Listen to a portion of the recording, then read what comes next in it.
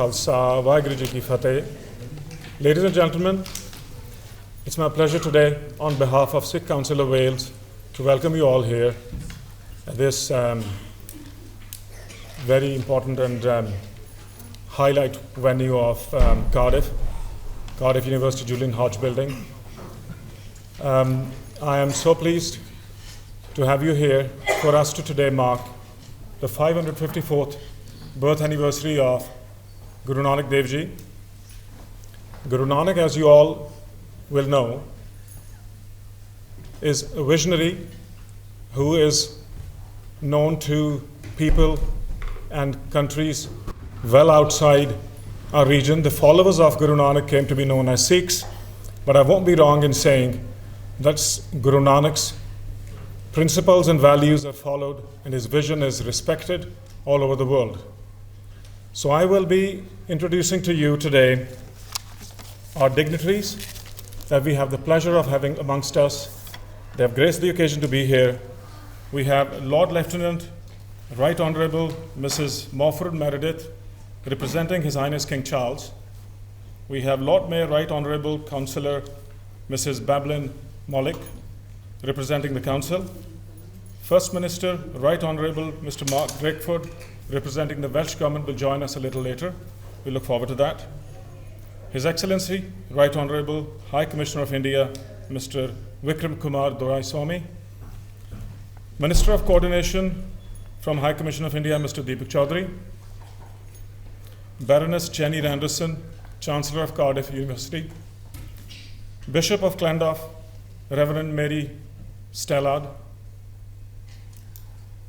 Heads of armed forces, heads of police, local authorities, leaders of interfaith organizations, Interfaith Council of Wales, Race Council Cymru, Muslim Council of Wales, Hindu Council of Wales, the British Legion, and the India Heritage Centre, and many other organizations and individuals who I might have missed out.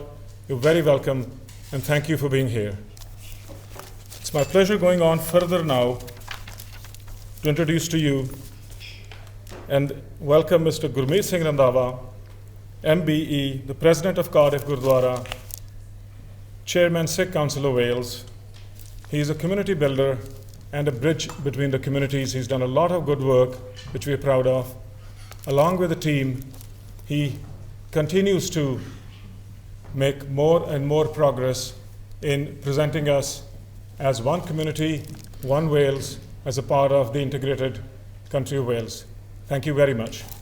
Mr. Gurmeet Singh Randhawa, please.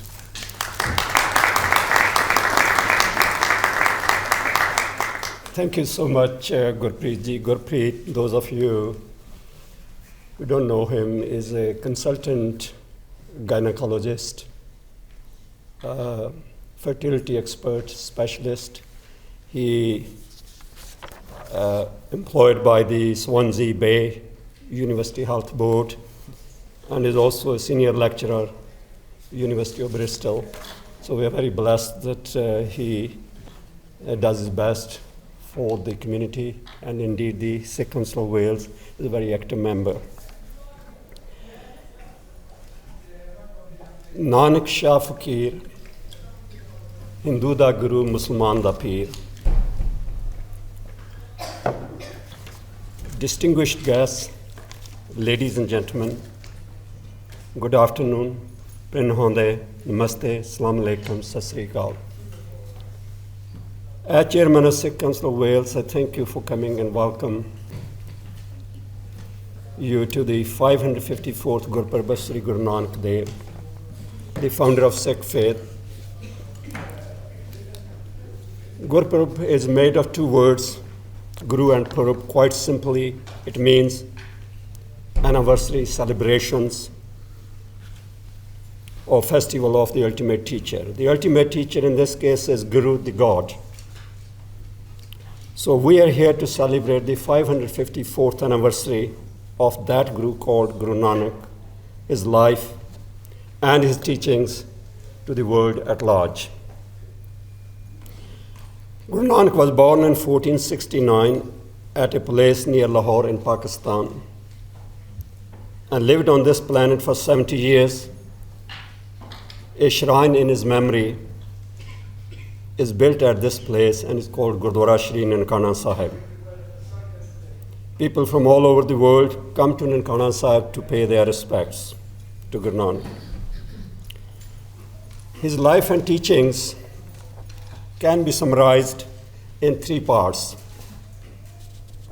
Before his enlightenment, when he was 28, after his enlightenment, when he was 52, and finally the last 18 years of his life he spent at Kartarpur in Pakistan.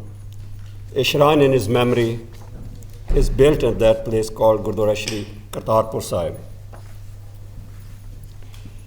Accordingly, today's program is dedicated to Guru Nanak, and you will hear from me first about his life in the first 28 years.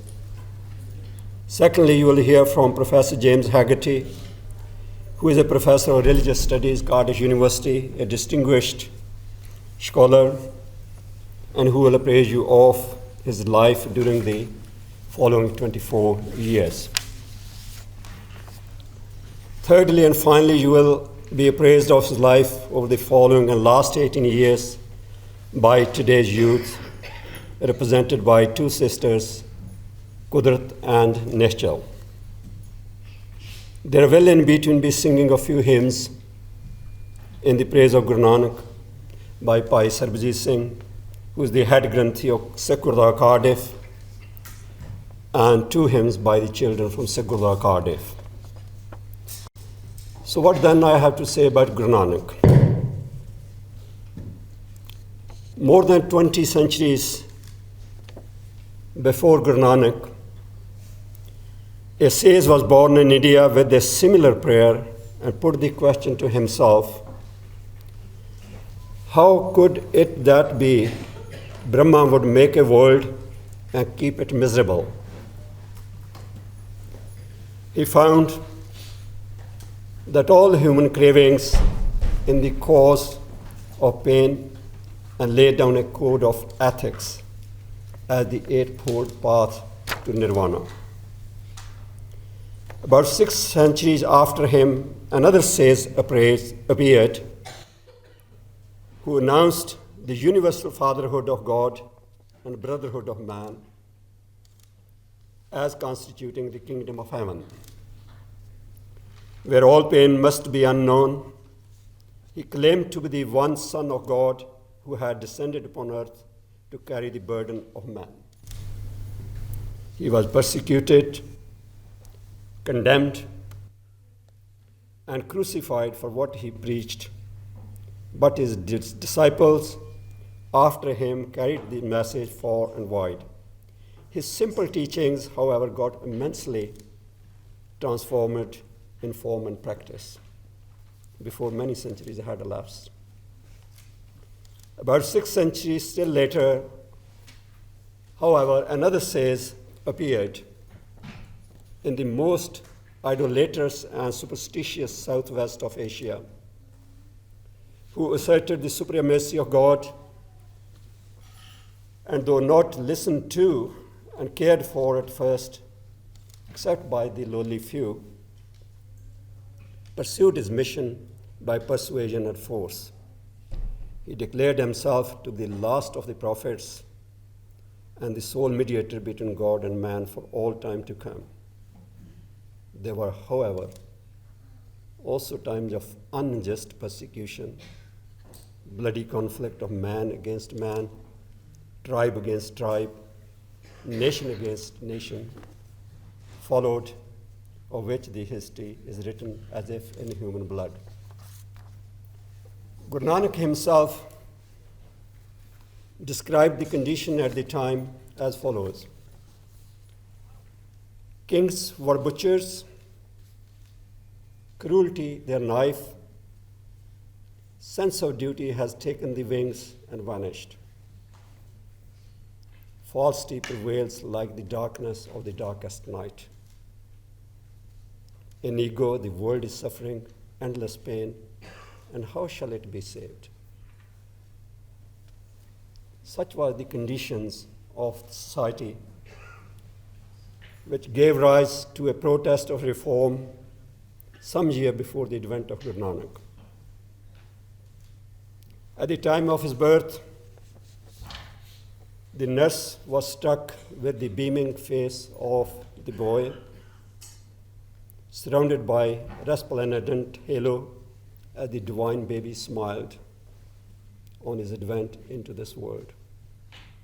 The glow on his face was described by Bhai Gurdas, a literate at the time, in a couplet as follows: Sat Guru Nanak Pargatya, Miti Tund, Jag Chanan Hoa, Jyon Kar Surj Nikalya Tare Shupe Andher Paloa.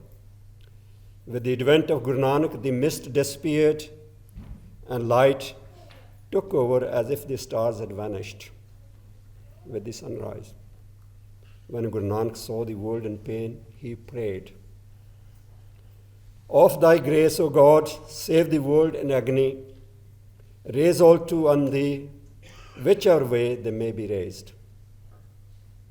Guru Nanak's childhood was not that of an ordinary child, but it had all the characteristics of an adult who had subdued in meditation and at times will go in meditation for hours and days.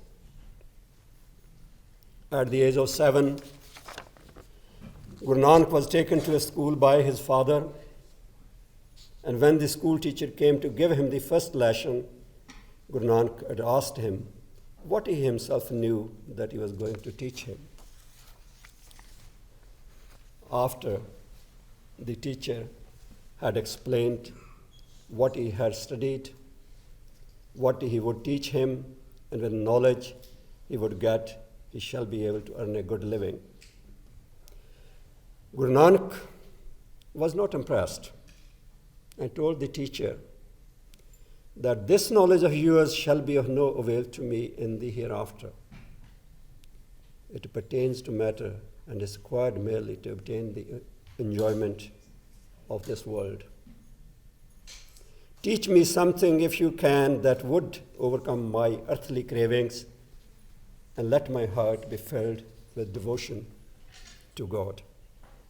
The hymn Guru Nanak sang to the school teacher is fully recorded in Shri Guru Granth Sahib.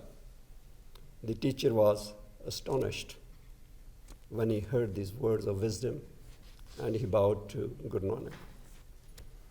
At the age of 9, Guru Nanak was sent out to graze family cattle. He was lying down under a shade of a tree, and when sleep overtook him, the shade of the tree remained stationary, while shadows of other trees moved on with the advanced sun. At another time, a cobra was seen protecting his face from sun while sleeping deep in meditation in charge of his cattle. At the time of his baptism, he refused to be baptized with the traditional janeu, a form of thread which was common practice to wear at the time, and told the Pandit to baptize him only with a janeu that would unite him with the One. Get me the thread of contentment, he said, from the cotton of compassion, by giving a twist of truth and ties of self-control, and then administer it to me if you can, he told the Pandit. They shall neither be broken, nor get soiled, neither be burnt, nor get worn out. Blessed is the man who shall goes with this thread on his person. At another time, when he was not eating anything, and as a result became so weak that his parents had to call a doctor. The doctor could not find anything wrong with him, and it was at this time that he told the doctor, "You do not have a medicine for my disease." He was, of course, referring to the torture of Bhagat Kabir, who at the time was being crushed by an elephant on the orders of the then emperor. A few years later, Guru Nanak was escorted to a business trip organized by his father. On his way, he met some hungry sadhus, and he spent his entire cash on feeding and clothing those wanderers. When he returned home, he told his father the business he had done. He was severely reprimanded and pushed out of his house to go and reside with his sister. Nanak was 19 at the time. A job was found for him by his sister at the Modi Khana, where he worked for nearly next 10 years, married and had 2 sons. But his mission was still incomplete. And to accomplish this, he was called when he was 28. When, with his mind, body, and soul, he went into meditation and come out with 2 things revealed to him by God, which laid the foundation of Sikh religion. The one, conception of God, and 2, equality among all people. So it is from this point onward that you will hear from our next speaker as to how his journey took on board this spiritual path that led him to lay the foundation stone of the heavenly kingdom, which, like his predecessors, he took birth, but unlike to their views apart, he preached and practiced the oneness of God and common brotherhood of man. First, however, please enjoy the hymn in praise of Guru Nanak, sung by Bhai Sarbjit Singh Ji and his Jatha. Thank you for listening.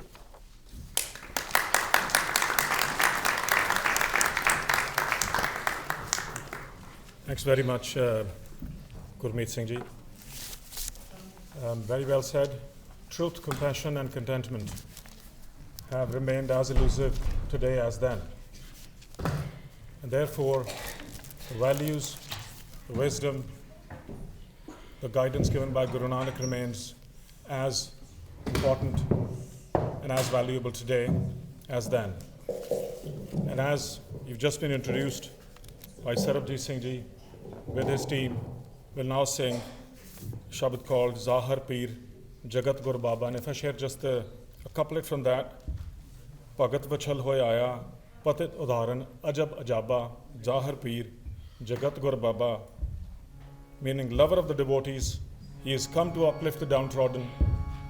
He himself is wonderful because in spite of his powers, he's egoless. Such grand Guru Nanak is the manifest spiritual teacher of the whole world, and he really broke the boundaries. He did not believe in borders or difference between people. Thank you. Enjoy.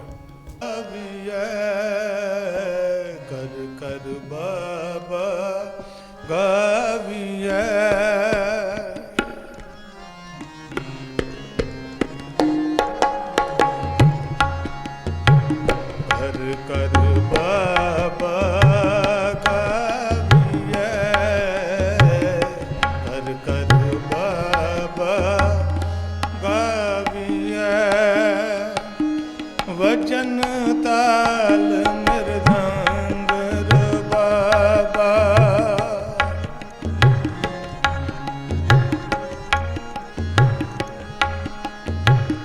वचन ताल मृदंग बाबा कर कर बाबा गाविए कर कर बाबा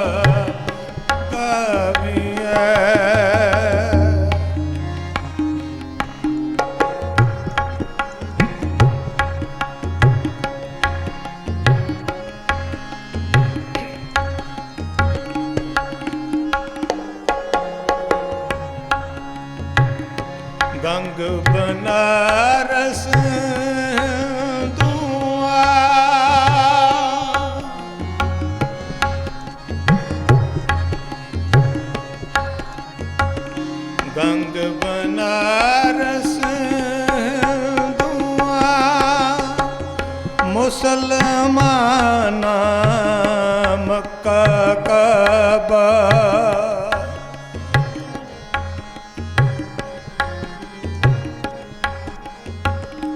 ਮੁਸਲਮਾਨਾ ਮੱਕਾ ਕਾਬਾ ਕਰ ਕਰ ਬਾਬਾ ਗਾਵੀਐ ਕਰ ਕਰ ਬਾਬਾ ਗਾਵੀਐ ਵਜਨ ਤਾਲ ਮਿਰਦੰਗ ਰਬਾਬਾ ਵਜਨ ਤਾਲ ਮਿਰਦੰਗ ਰਬਾਬਾ ਕਰ ਕਰ ਬਾਬਾ ਗਾਵੀਐ ਕਰ ਕਰ ਬਾਬਾ ਗਾਵੀਐ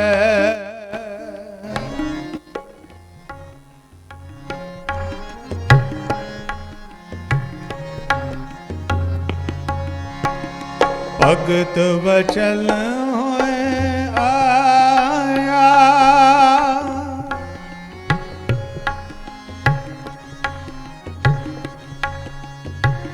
ਭਗਤ ਵਚਨ ਹੋਏ ਆਇਆ ਪਤ ਤੂ ਉਦਾਰਨ ਅਜਬ ਅਜਾਬਾ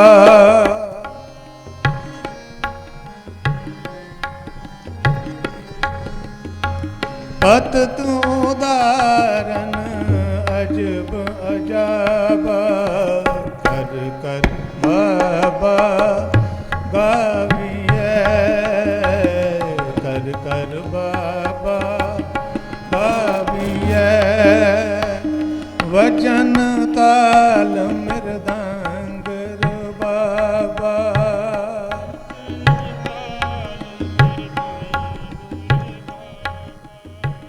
ਵਚਨ ਤਾਲ ਮਿਰਦੰਗ ਰਬਾਬਾ ਕਰ ਕਰ ਬਾਬਾ ਗਾਵੀਐ ਕਰ ਬਾਬਾ ਗਾਵੀਐ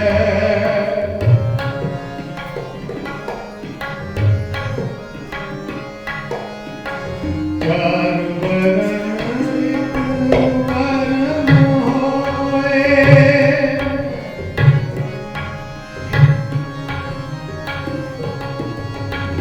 ਚਾਰ ਵਰਨ ਇੱਕ ਵਰਨ ਹੋਏ ਸਾਧ ਸੰਗਤ ਮਿਲ ਹੋਏ ਸਲਾਵਾ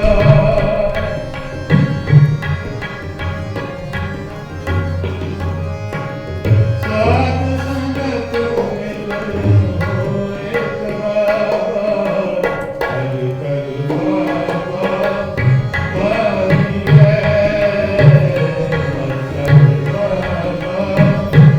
ਗਾਵੀਐ ਵਚਨ ਤਾਲ ਮਿਰਦੰਗ ਬਾਬਾ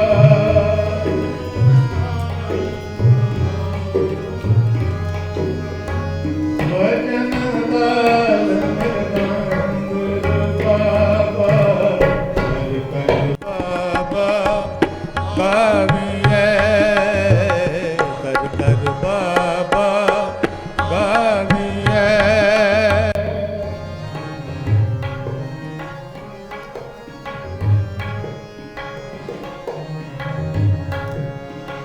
ਚੰਦਨ ਵਾਸ ਵਰਨਾਸ ਪਤ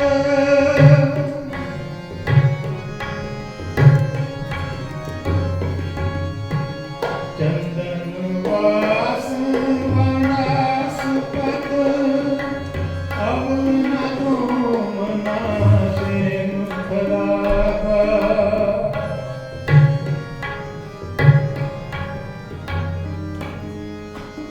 ਅਵਨ ਧੂਮ ਨਾਸੇ ਮੁਖਰਾਗਾ ਕਰ ਕਰ ਬਾਬਾ ਗਾਵੀਐ ਕਰ ਕਰ ਬਾਬਾ ਗਾਵੀਐ ਵਚਨ ਤਾਲ ਮਿਰਦੰਗ ਬਾਬਾ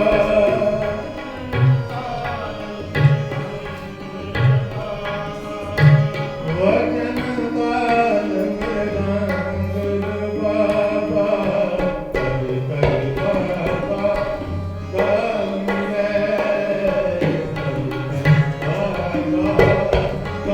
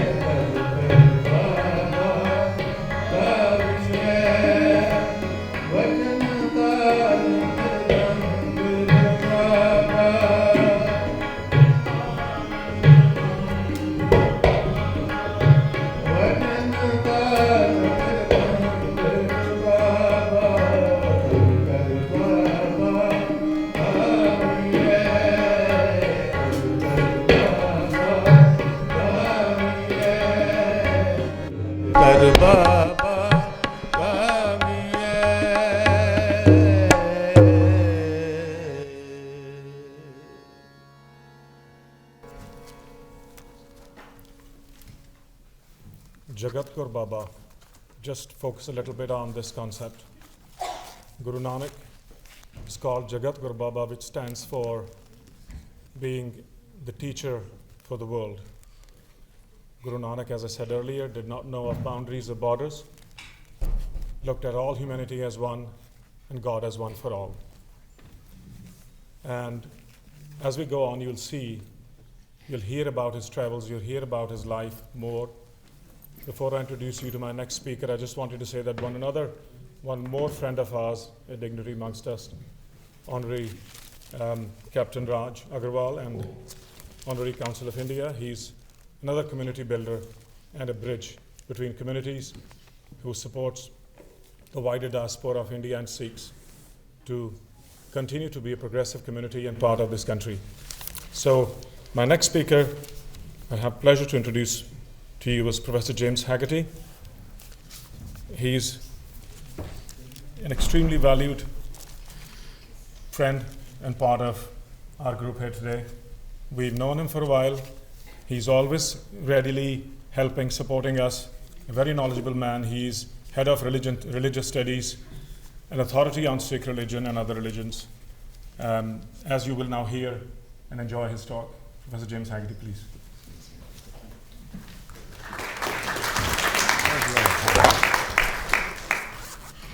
Jagat Gur Baba, I think that's going to be very apposite for my talk today, because we're going to follow Guru Nanak Dev Ji around the known world. So first of all, I'd like just to say Namaste, Sat Sri Akal Ji, good afternoon, and it's absolutely wonderful to be here with so many distinguished guests in front of me, and I would like to thank the Sikh Council of Wales and the Indian High Commission, and in particular Raj, who has just headed that way, Raj Agarwal and Gurmit Ji Randhawa, for their imagination and verve and vigour in bringing this event to the Cardiff University community. And speaking of that community, before we plunge into the details of the next phase of the life of Guru Nanak, I would like to thank my university colleagues who have worked so hard to bring this event together. In particular, that would include Rob Thomas, who has been doing the work here on this desk, but many others, including Teddy Petkova, Anna Rogers, Annabelle Hurst on the catering, Rianne Lewis, Rick Piers, who's out there helping us today as well, and Jonathan Bailey. And also my senior academic and other colleagues from across the university who have taken the time to join us, and from the University Executive Board, TJ Rawlinson, who joins us today, as well as Professors Monica Heinemann and Omar Rana. So we've got a lovely cross-section of colleagues here today. And many others have helped to make this event possible. They're just the names that jump out. Now, I think Gurmit Ji has set the scene brilliantly, and we find ourselves following the life course of Guru Nanak Dev Ji, and I'm here to deliver the next phase, an account of the next phase of his life, and it's a privilege to do so, because I think, there are so many great bits, but I think the travels of Guru Nanak Dev Ji around the world, I feel like I've got the best bit, but that's just my personal view. These are the phase of life, the great travels of Guru Nanak Dev Ji when he visited the vast swathes of South Asia and far beyond South Asia, the known world, after his enlightenment. Now, Sikhs know these as the udasis, or tours, of Guru Nanak. And Guru Nanak journeyed outwardly to share the insights he had come to internally. He went into the world to respectfully debate the nature of that world and the place of human beings in it. He was unaccompanied by an army. He took only his teachings and his faithful musician companion, Mardana. Wherever he went, he attracted followers. There were 5 major udasis, and Guru Nanak Dev Ji spent 24 years travelling from 1500 onwards. The first Udasi lasted almost 7 years and saw Guru Nanak travel across North India, going as far as what is now Assam in the east and what is now Pakistan in the west. The second Udasi also lasted about 7 years and saw Guru Nanak Dev Ji travel to South India and to the island of Sri Lanka. The third Udasi, of about 5 years, saw Guru Nanak travel across the Himalayan regions, even reaching Tibet. The fourth Udasi lasted about 3 years, and during this time, Guru Nanak travelled to the Arab Peninsula and even reached Mecca. The fifth Udasi lasted about 2 years and saw Nanak visit places across the Punjab. Sikh tradition also preserves some wonderful accounts of these, the travels of Guru Nanak. Some of the most important of these are preserved in what are now known as Janam Sakhis. Each of the Janam Sakhi accounts tells us of the whole life course of Guru Nanak Dev Ji, but they include his travels.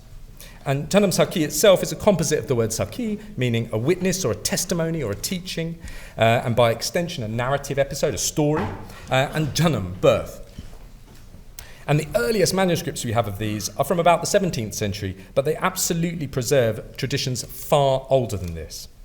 The Janam Sakhis also contain stories of the foundations of Sanghats, Sikh congregations across the known world, in the wake of Guru Nanak's teaching activities. I'm going to share a couple of these stories with you, as I think the best way to get an insight into, for those that need an insight, into the wonder and incomparable skill of Guru Nanak Dev Ji is to hear him in action. One very memorable tale involves Guru Nanak meeting the great Mughal emperor Babur. He'd only recently conquered large parts of North India. Babur overhears Guru Nanak reciting a shabad, or a religious verse, and what he hears is Guru Nanak saying, "If anyone acquires worldly prestige, parades and indulges himself, he becomes a worm in the sight of the master, regardless of how much corn he pecks up. Slaying the self while yet alive, Guru Nanak obtains the merit of the divine Naam." Babur has Guru Nanak brought to him, and he requests further teachings. Guru Nanak recites a series of verses that impress Babur. He then recites a verse expressing his sympathy with the plight of Babur's political prisoners. It is openly critical. He also says, "And now that Babur's authority has been established, everyone starves." Now, after uttering this shabad, Guru Nanak falls into a trance, and that's where I'm going to leave the action. There is a lot more to this tale, but that's where I'm going to leave it today. In this story, what I want to take away is that Guru Nanak is willing to speak truth to a political authority that was failing his people. Here, the courage of Guru Nanak is emphasized, alongside his enlightened status. Another story is that of Guru Nanak's encounter with a ferocious and gigantic demon. And I think I may have told this story before, but I love it so much I can't resist telling it again. The demon is Kali Yuga, and that name is significant. It is the name of the final and most challenging and wicked age in a cycle of 4 ages of the universe that is common in Indian thought. You will not be surprised to hear that it is the present age that is considered to be the Kali Yuga. It would be like having a demon called End Times in an English story. The horizon-spanning Kali Yuga appears and honours Guru Nanak Dev Ji, offering him, in turn, a pearl palace encrusted with jewels, a world studded with diamonds and rubies, and even rulership of the world. He refuses each in turn, using his own poetry to do so, all of which can be found in the Guru Granth Sahib. Having refused the offers of material goods and status, he asks Kali Yuga to describe the age that the demon rules over. And he does so in this incredibly rich description of moral and social decline. "This way of life," says Kali Yuga, "is characteristic of my age. Hunger, lethargy, thirst, abuse, avarice, sloth, drunkenness, indolence." I mean, it's not super cheery, sorry. "Highway robbery, gambling, strangling, slander, the 4 great evils, falsehood, deceit, wrath, greed, covetousness, and pride abound." Now, this is a pessimistic social commentary, I think we'll all agree. And Guru Nanak requests a boon. "Let not any of my Sikhs who may be subject to your power be harassed, brother, nor any congregation of mine which may be in your domains. Do not let your shadow fall upon them. Let not the recitation of poetry, works of mercy and benevolence, auspicious charity, remembrance of God, and bathing in truth be neglected. If you are going to give a boon, then let it be this. Let my congregations live in peace, happiness, and the fear of God." Guru Nanak Dev Ji establishes here the Sangat, or congregation of Sikhs, as a refuge guaranteed by the Kali Yuga itself from the ills of contemporary society. And in the culmination of the tale, it is Guru Nanak Dev Ji who is in the dominant position, and now it is he who grants a boon to Kali Yuga. "Go on your way," he said. "Your glory shall succeed that of all ages. In your kingdom there will be religious song and commentary of the most exalted kind. Previously men performed austerities for 100,000 years, but in your age, if anyone meditates upon God with undivided concentration for only an instant, he will be saved." In this way, Just as Kali Yuga will support the Sangat, so will the chief activities of the Sangat, the singing of devotional verse and commentary, kirtan and katha, they will support the age. And indeed, we've heard some wonderful examples of this great musical tradition today. Returning to the story, we find in it a concern for positive social change and service, works of mercy and selfless benevolence, all of which are founded upon the understanding and acceptance of the nature of the relationship between pupil and teacher and between human beings and the one God, Ek Omkar. What is more, you can't just think about it. You can't dial it in. You have to do it. And I think that this captures something essential about Sikh tradition. Sikhs show up. They do the work. And that is a wonderful feature of the tradition, as also many others. But what I find so wonderful about this story is that, like the Emperor Babur, even the Kali Yuga itself can learn from Guru Nanak and the Sikh community. And in learning, the world can be improved. And it is this message of hope that I think carries weight in the here and now. So we leave Guru Nanak Dev Ji confronting both political authority and the very demon of modernity, the Kali Yuga, and he is prevailing. He does so, however, in a language of service, of mercy, of mindfulness, and of a refusal to give in to egoism.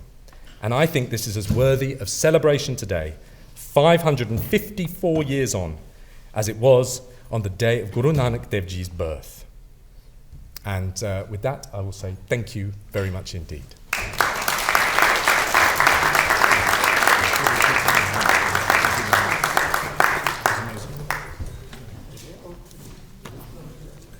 Thank you, James.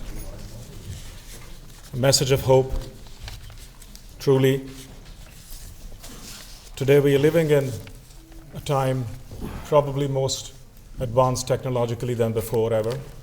In medicine, technology, now we're seeing AI. Don't know where we get to with that.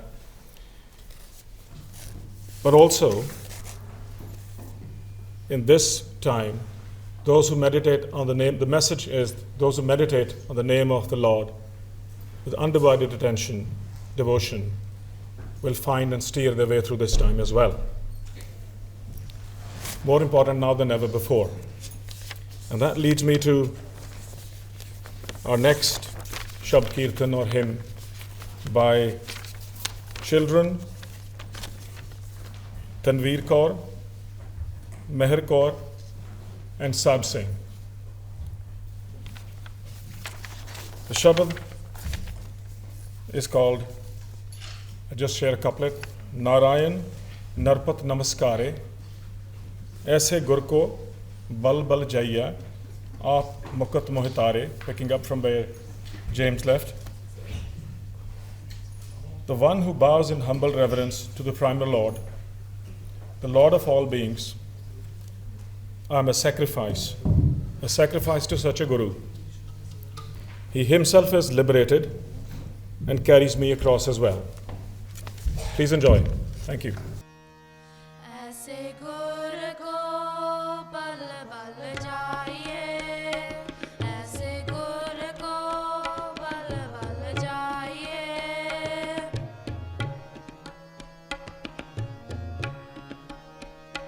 ऐसे गुर को बल बल जाइए,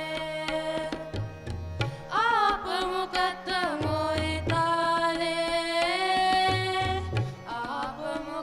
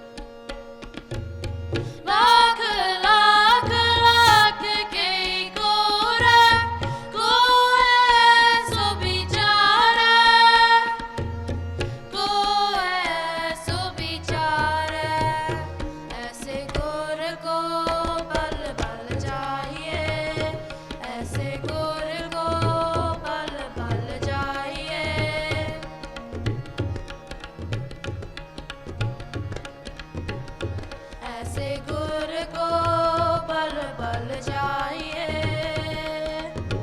आप मुकत मोए तारे आप मुकत मोए तारे ऐसे गुर को बल बल जाइए ऐसे गुर को बल बल जाइए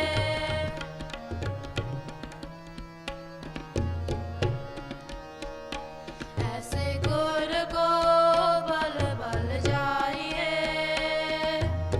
बिसम बिसम बिसम बही है लाल गुलाल रंगार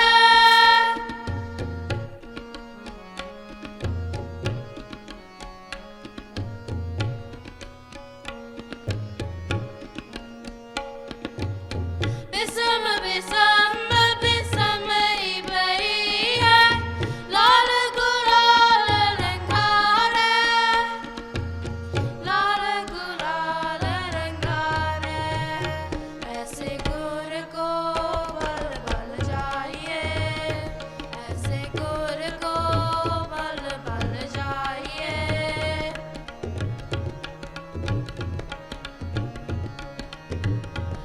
ऐसे गुर को बल बल जाइए आप मुकत मोए तारे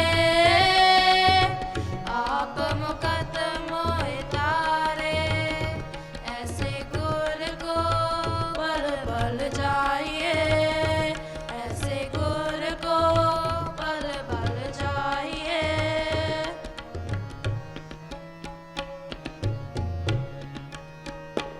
ऐसे गुर को बल बल जाइए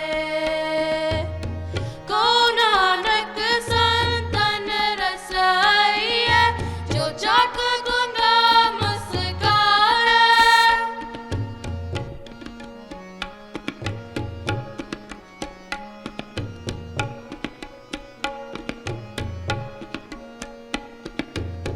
को नानक संतन रसाइए जो जग गुंगा मुस्कान जो जग गुंगा मुस्कान ऐसे गुर को बल बल जाइए ऐसे गुर को बल बल जाइए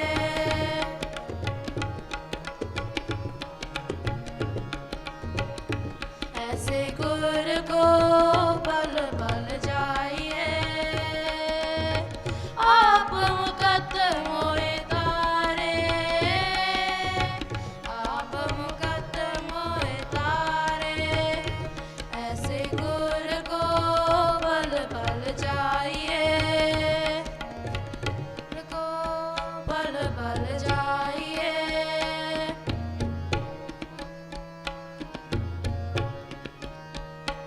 ऐसे गुर को बल बल जाइए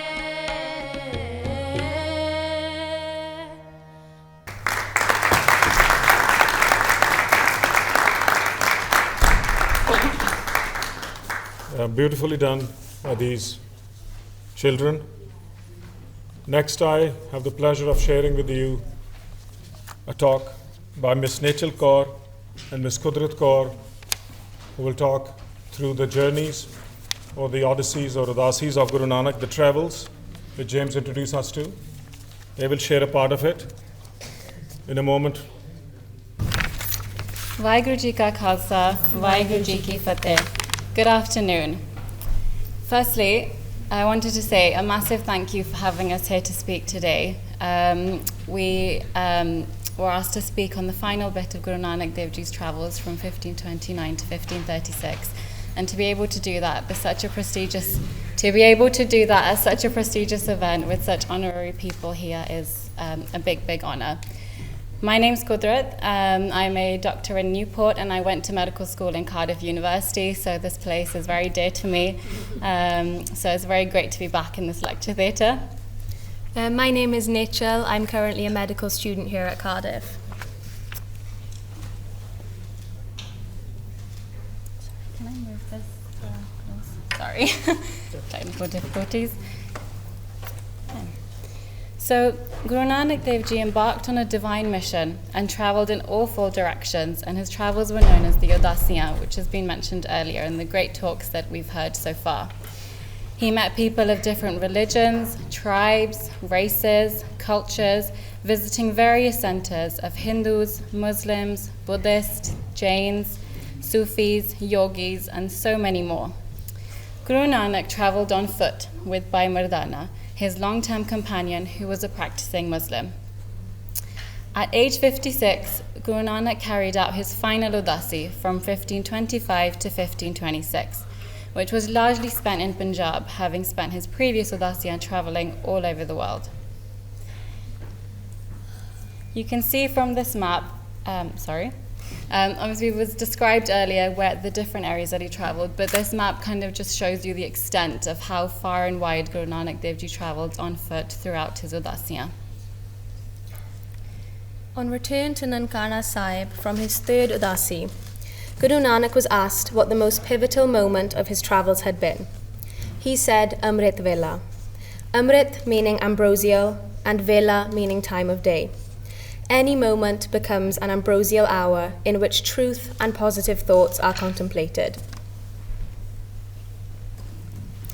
After years of journeying to great lands, Guru Nanak had planned to settle as a farmer. He wished to settle to take care of his family and share his earnings. In search of an appropriate location, Guru Nanak and Bhai Mardana departed from Nankana Sahib and travelled north to find a tranquil location on the banks of the river Ravi. They found a place called Jamanwali, present-day West Pakistan. This later became known as Kartarpur. Kartar meaning omnipresent and Pur as dwelling. Guru Nanak spent the last 18 years of his life here. After years of travelling, Guru Nanak's philosophy was as shown. These were his fundamentals. Whilst in Kartarpur, this is where he propagated it to the communities there. Kirt karna, vand chakna, and naam japna.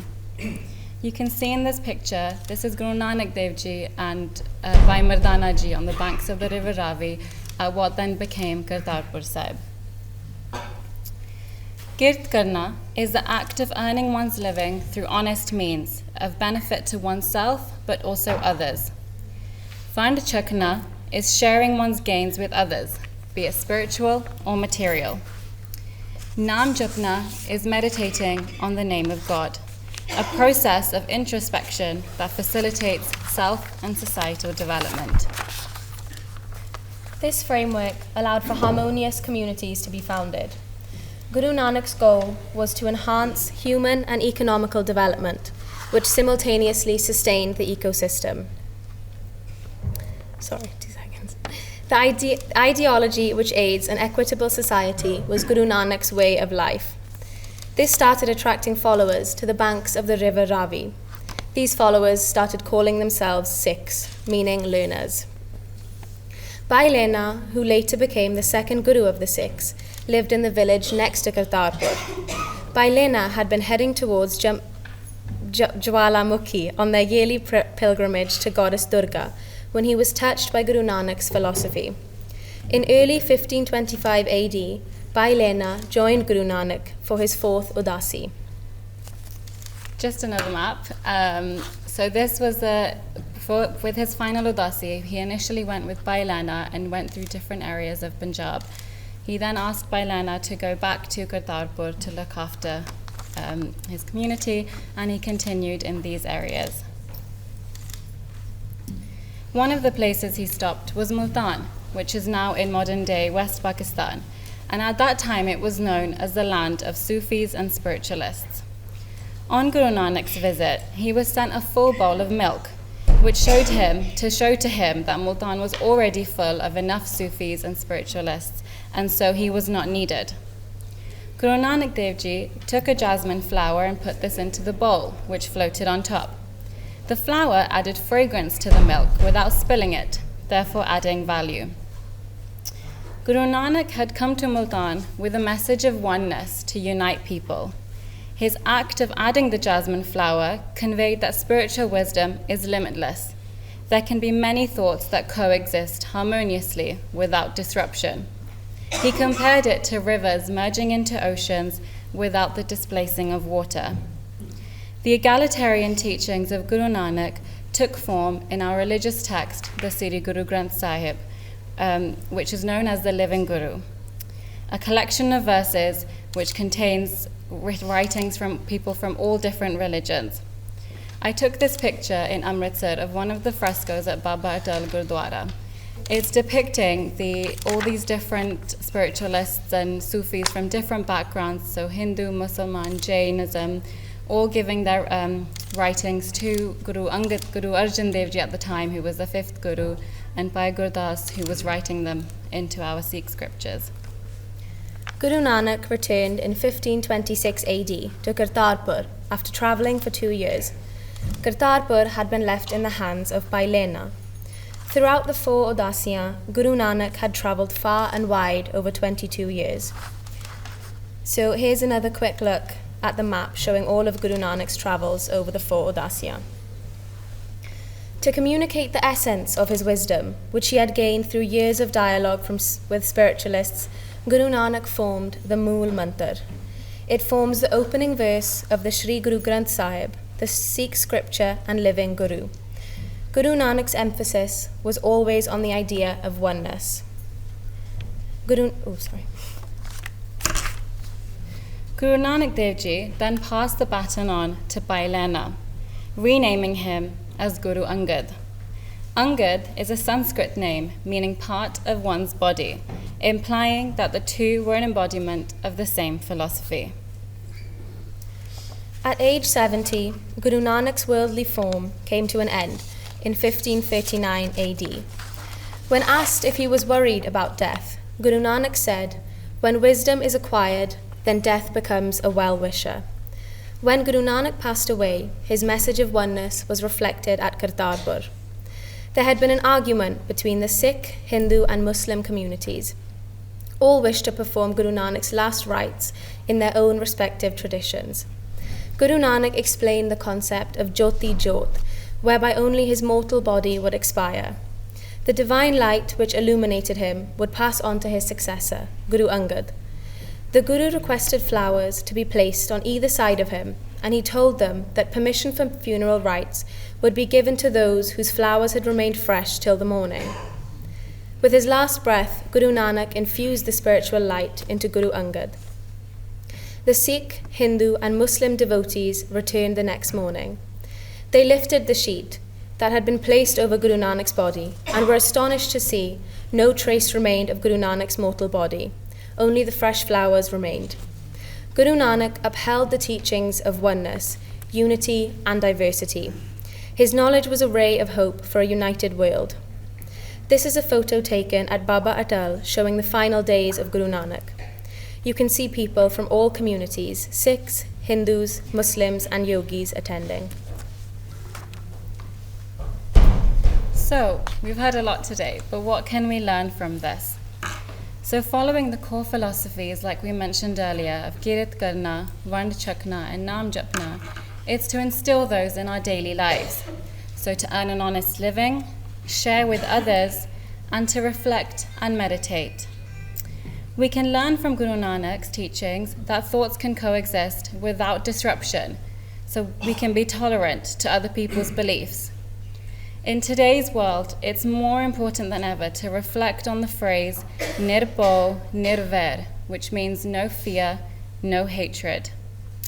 Remember the fundamental message of the Mool Mantar, which is the message of oneness. As Sikhs, we are proud to call Wales our home, which is a tolerant and progressive nation which is committed to tackling inequalities. We will finish our talk by just reciting the Mool Mantar.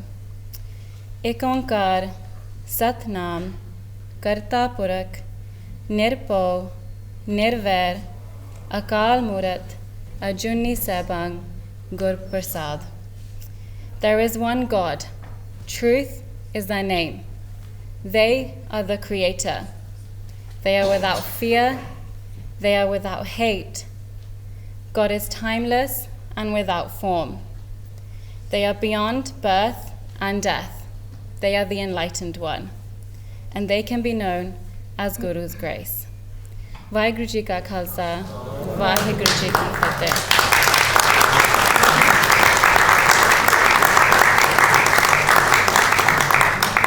Thanks to Kudrat and nature for this wonderful talk. I now have the pleasure of introducing to you the next Shabad Kirtan or hymn from Pai Sarabjit Singh Ji, who's going to share with us a hymn called Tan Nanak Teri Vadi Kamai. Thank you. ਧਨ ਨਾਨਕ ਤੇਰੀ ਵੱਡੀ ਕਮਾਈ, ਧਨ ਨਾਨਕ ਤੇਰੀ ਵੱਡੀ ਕਮਾਈ, ਸਿੱਧ ਬੋਲਨ ਸੁਭ ਬਚਨ,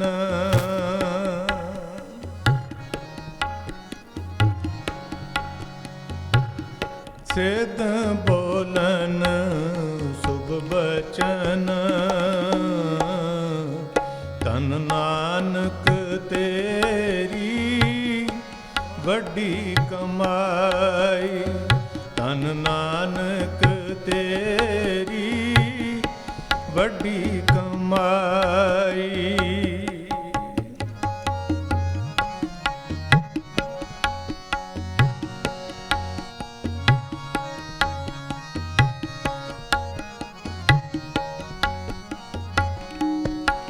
ਬਾਬੇ ਕੀਤੀ ਸਿੱਧ ਗੁਸ਼ਟ,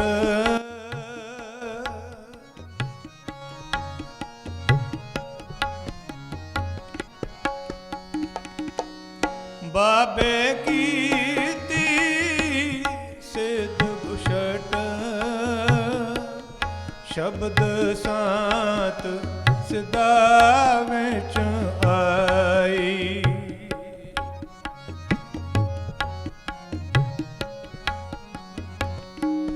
ਸ਼ਬਦ ਸਾਤ ਸਿਦਾ ਵਿੱਚ ਆਈ, ਧਨ ਨਾਨਕ ਤੇਰੀ ਵੱਡੀ ਕਮਾਈ, ਸਿੱਧ ਬੋਲਨ ਸੁਭ ਬਚਨ,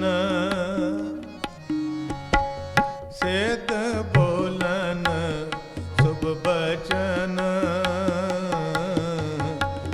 ਨਾਨਕ ਤੇਰੀ ਵੱਡੀ ਕਮਾਈ, ਧਨ ਨਾਨਕ ਤੇਰੀ ਵੱਡੀ ਕਮਾਈ।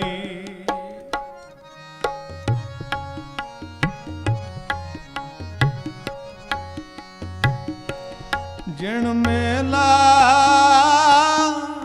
ਸ਼ਿਵਰਾਤ ਦਾ,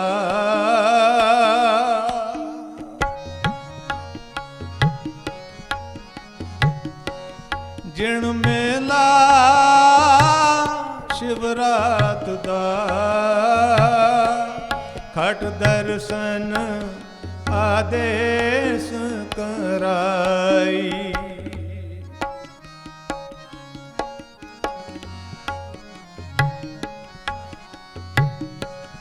ਖਟ ਦਰਸ਼ਨ ਆਦੇਸ ਕਰਾਈ, ਧਨ ਨਾਨਕ ਤੇਰੀ ਵੱਡੀ ਕਮਾਈ, ਸਿੱਧ ਬੋਲਨ ਸੁਭ ਬਚਨ, ਸਿੱਧ ਬੋਲਨ ਸੁਭ ਬਚਨ, ਧਨ ਨਾਨਕ ਤੇਰੀ ਵੱਡੀ ਕਮਾਈ, ਧਨ ਨਾਨਕ ਤੇਰੀ ਵੱਡੀ ਕਮਾਈ।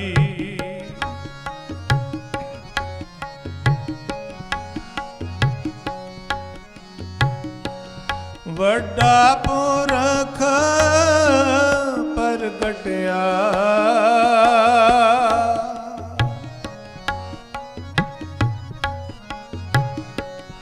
ਵੱਡਾ ਪੁਰਖ ਪ੍ਰਗਟਿਆ, ਕਲ ਜੁਗ ਅੰਦਰ ਜੋਤ ਜਗਾਈ।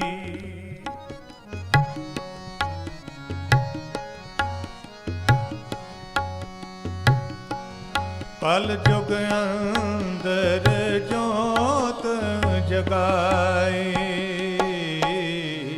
ਧੰਨ ਨਾਨਕ ਤੇਰੀ ਵੱਡੀ ਕਮਾਈ। ਧੰਨ ਨਾਨਕ ਤੇਰੀ ਵੱਡੀ ਕਮਾਈ। ਸਿੱਧ ਬੋਲਨ ਸੁਭ ਬਚਨ। ਸਿੱਧ ਬੋਲਨ ਸੁਭ ਬਚਨ। ਧੰਨ ਨਾਨਕ ਤੇਰੀ ਵੱਡੀ ਕਮਾਈ। ਧੰਨ ਨਾਨਕ ਤੇਰੀ ਵੱਡੀ ਕਮਾਈ।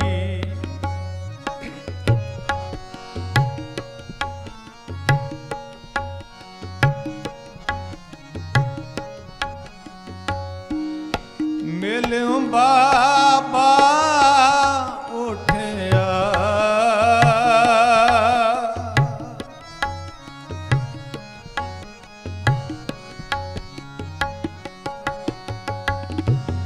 ਮਿਲਿਓ ਬਾਬਾ ਉਠਿਆ।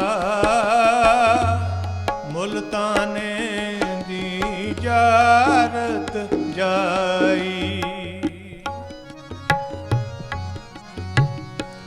ਮੁਲਤਾਨੇ ਦੀ ਜਾਰਤ ਜਾਈ। ਧੰਨ ਨਾਨਕ ਤੇਰੀ ਵੱਡੀ ਕਮਾਈ। ਸਿੱਧ ਬੋਲਨ ਸੁਭ ਬਚਨ। ਧੰਨ ਨਾਨਕ ਤੇਰੀ ਵੱਡੀ ਕਮਾਈ।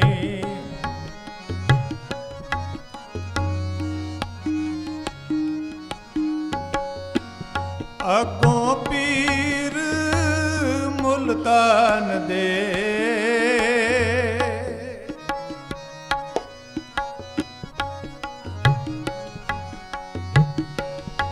ਅੱਗੋਂ ਪੀਰ ਮੁਲਤਾਨ ਦੇ। ਦੁੱਧ ਕਟੋਰਾ ਪਰ ਲੈ ਆਈ।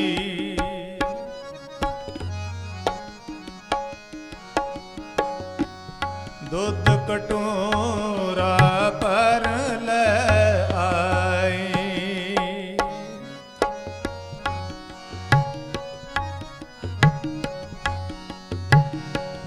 ਬਾਬੇ ਕੱਢ ਕਰ ਬਗਲ ਤੇ।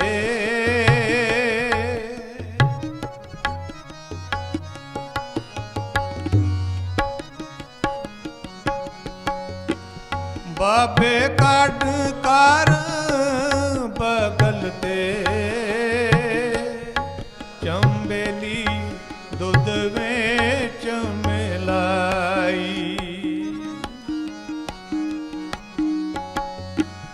ਚੰਬੇਲੀ ਦੁੱਧ ਵਿੱਚ ਮਿਲਾਈ। ਜੋ ਸਾਗਰ ਵਿੱਚ ਗੰਗ ਸਮਾਈ। ਜੋ ਸਾਗਰ ਵਿੱਚ ਗੰਗ ਸਮਾਈ। ਜੋ ਸਾਗਰ ਵਿੱਚ ਗੰਗ ਸਮਾਈ। ਧੰਨ ਨਾਨਕ ਤੇਰੀ ਵੱਡੀ ਕਮਾਈ। ਸਿੱਧ ਬੋਲਨ ਸੁਭ ਬਚਨ।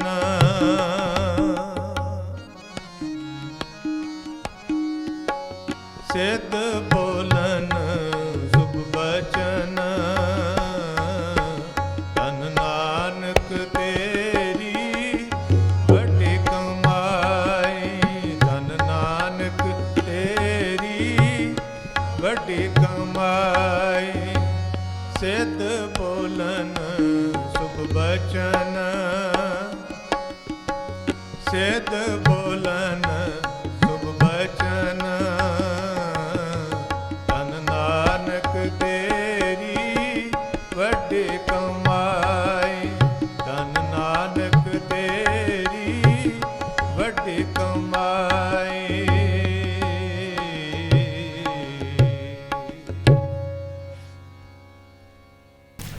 Thanks to Sarabjit Singh ji and his team once again, sharing with us the message of coexistence. There is room for many philosophies to exist together and people to coexist. Thank you very much. I'll take just a minute to now share with you that we're so pleased to have amongst us First Minister, Right Honourable Mr. Mark Drakeford. As I shared with you earlier, we have him here with us, and Mr. Mark Drakeford, Sikh Council of Wales, is grateful to honour us today. Then I'll introduce our next speaker, Baroness Jenny Randerson, Chancellor, Cardiff University. Thank you for being amongst us. Please.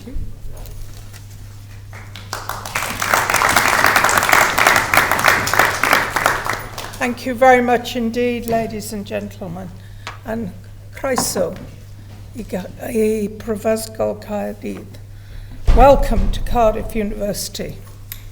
Lord Lieutenant, Right Honourable Lord Mayor, First Minister, Your Excellency, the High Commissioner, distinguished guests, ladies and gentlemen. That is a very impressive list, and as I look at the people in the front row and beyond, I see First Minister, who was a member of staff here, a Lord Mayor, the Right Honourable the Lord Mayor, Councillor Bablin Mollet, who was a student here and a researcher here. And that, I think, emphasises the links between this university and civic life in Wales. And that is at the core of the message we have been hearing about today, which is that you put your faith and your beliefs and your way of life into practice. You put your theory into practice. Now, we at the university are delighted to be hosting this event this afternoon, organised with the support of the Sikh Council of Wales and the Honorary Consul of India, Raj Agarwal. I am pleased that we have such a wide range of people here, and I'm proud to be welcoming you to Cardiff University, a Russell Group university. That means it's one of the best in the UK. It's also one of the biggest in the UK, with over 30,000 students. And we have well over 1,000 students who count themselves as being of Indian heritage. And we have over 1,000 students who have come from India to study here, both undergraduate and postgraduate students. And there's been a recent growth of over 40% in the number of undergraduates coming to Cardiff University, and a growth of around 20% in the number of postgraduates coming. Now, I asked for a briefing to help me with this speech this afternoon, and I received from Professor Haggerty 7 closely typed pages of detail of the links between this university and India. And that says it all. That's the point. There are so many very close links. So I looked to see which departments had those links. And they include data science and analytics, business management, physiotherapy, law and architecture, dentistry, biomedical science, optometry, engineering, physics and astronomy, history, architecture, and religion. And there are more. In short, we have links across India and with some of the very best institutions in India across the whole range of subjects. Those of you who are familiar with Cardiff as a city will have noticed that there's been an impressive growth of the university in terms of some wonderful new buildings. And the most eye-catching and important of those is the Centre for Student Life. A building project like this needs a lot of management and a lot of care. And at the time, the Honorary Consul, Raj Agarwal, was a member of our governing council and on its audit committee. So he had a key role in making sure that it was delivered on time and on budget. The Centre for Student Life, and I mention it because it is exactly what it says it is, totally student-centred, offering a wide range of student support services and informal work-friendly spaces. That's important this afternoon because as I've sat here learning about the Guru and his teaching and his life, it struck me that it is essential at the core of what he was teaching that you put your beliefs into practice and that you support people and enable them to do that. And that was the purpose behind building the new Centre for Student Life, to put student support and well-being at the core. So Guru Nanak's emphasis on compassion, social equality, and the need for each of us to not just believe in these things, but to act upon them, is an inspiring legacy for the world. He used his life to study, to contemplate, and realize the fundamentals of a healthy mind, spirit, and society. Crucially, he acted on his insights and his wisdom. He travelled the world to share his teachings. The spirit of service, discipline, and selflessness lives on in the activities of the Sikh community across the world and in these troubled times internationally. Both his message and his example are powerful and inspiring for us all. Diolch yn fawr.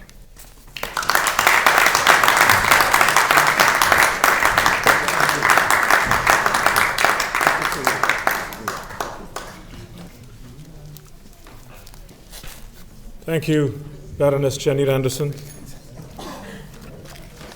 Our pleasure to have you here. While Guru Nanak's philosophy was adopted and followed by different faiths, the followers came to be known as Sikhs, which means the learners, the disciples. And what better place to celebrate his legacy and birth than University and University of Cardiff, where we all belong and live today. Thank you. The next item we have is from young Sikhs Sukhveer Kaur, Sukhmani Kaur, Agamjot Singh, and Harsimrat Singh, singing another hymn or Shabad Kirtan, Mitya Andhera, Chand Chadya. The darkness is dissipated and we can see the moon shining and illuminating in the sky. Thank you.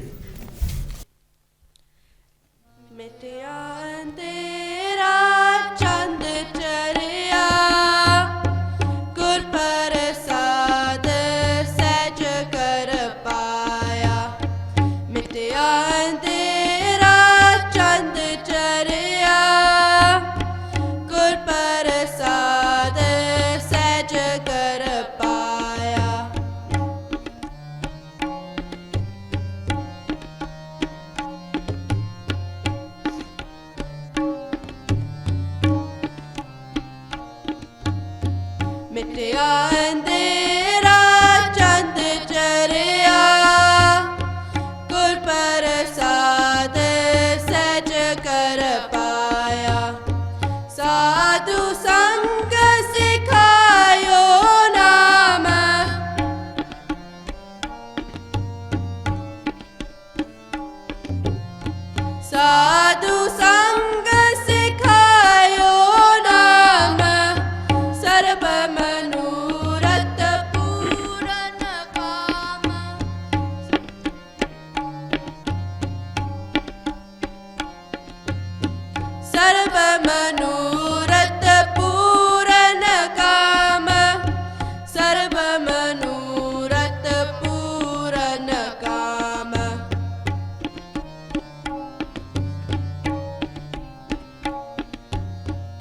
ਸਰਬ ਮਨੂਰਤ ਪੂਰਨ ਕਾਮ ਮਿਟਿਆ ਅੰਧੇਰਾ ਚੰਦ ਚਰਿਆ ਗੁਰ ਪ੍ਰਸਾਦ ਸਹਿਜ ਕਰ ਪਾਇਆ ਮਿਟਿਆ ਅੰਧੇਰਾ ਚੰਦ ਚਰਿਆ ਗੁਰ ਪ੍ਰਸਾਦ ਸਹਿਜ ਕਰ ਪਾਇਆ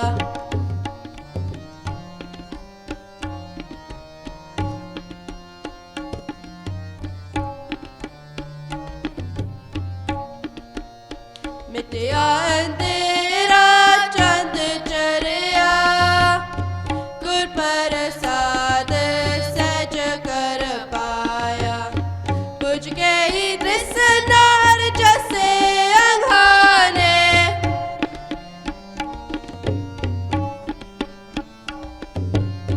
ਪੁੱਜ ਗਈ ਤ੍ਰਿਸ਼ਨਾਰ ਜਸੇ ਅੰਘਾਨੇ ਜਪ ਜਪ ਜੀਵਾ ਸਾਰੰਗ ਪਾਨੇ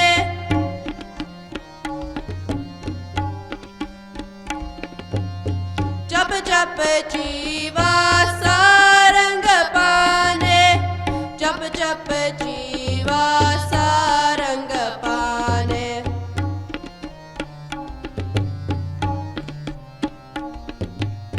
ਜਪ ਜਪ ਜੀਵਾ ਸਾਰੰਗ ਪਾਨੇ ਮਿਟਿਆ ਅੰਧੇਰਾ ਚੰਦ ਚਰਿਆ ਗੁਰ ਪ੍ਰਸਾਦ ਸਹਿਜ ਕਰ ਪਾਇਆ ਮਿਟਿਆ ਅੰਧੇਰਾ ਚੰਦ ਚਰਿਆ ਗੁਰ ਪ੍ਰਸਾਦ ਸਹਿਜ ਕਰ ਪਾਇਆ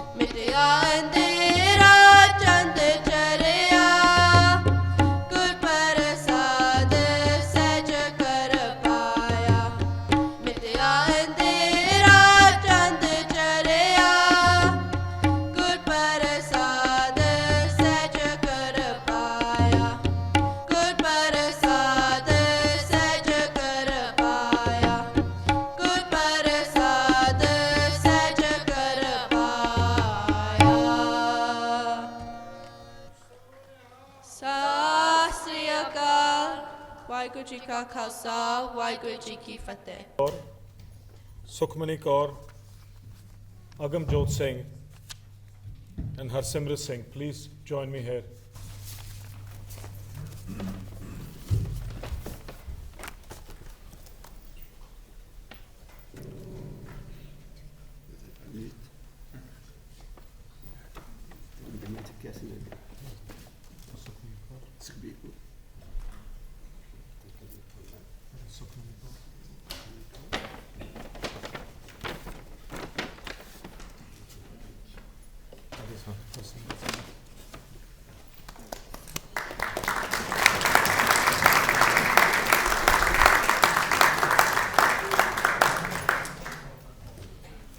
Without much further ado, it's my pleasure on behalf of Sikh Council of Wales to introduce His Excellency Right Honourable Vikram Kumar Doraiswamy, who is amongst us today to come and say a few words.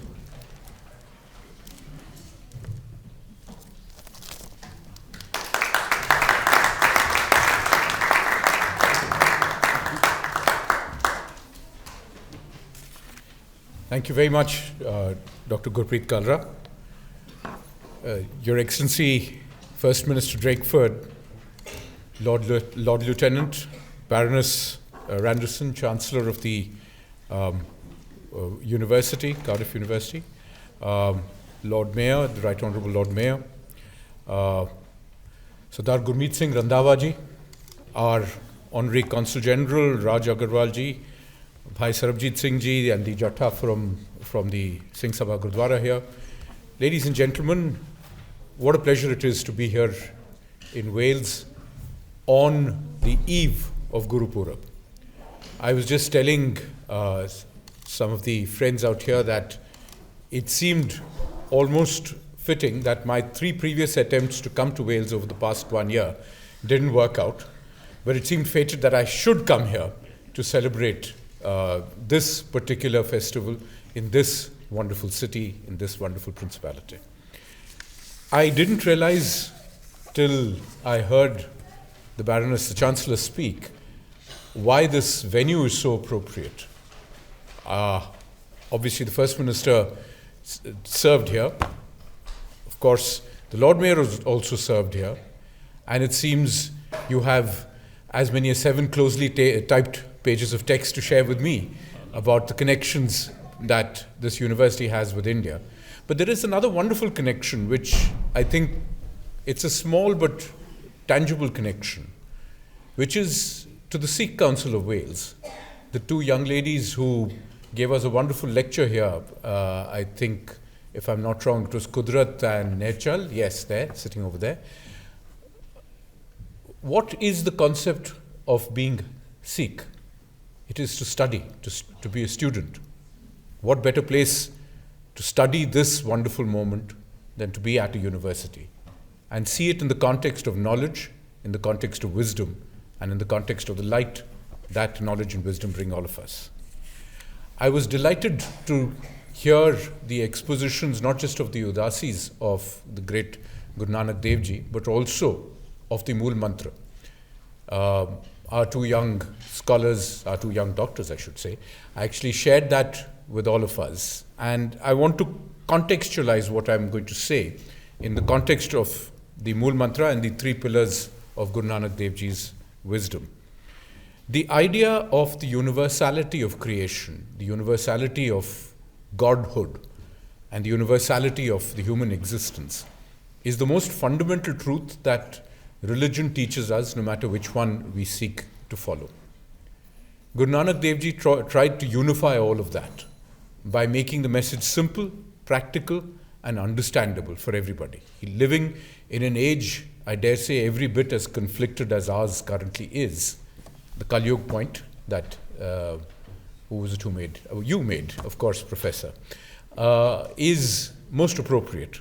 Because how do you address the complexities of life, the complexities of the existence that we all must lead together if it is to make any meaning? It is through the idea of recognizing the omnipresence of God, Ik Onkar. It is through recognizing the equality of all people as Guru Nanak Dev Ji said, and I quote, "He who regards all men as equal," and in this case, let's say all creation as equal, is truly religious.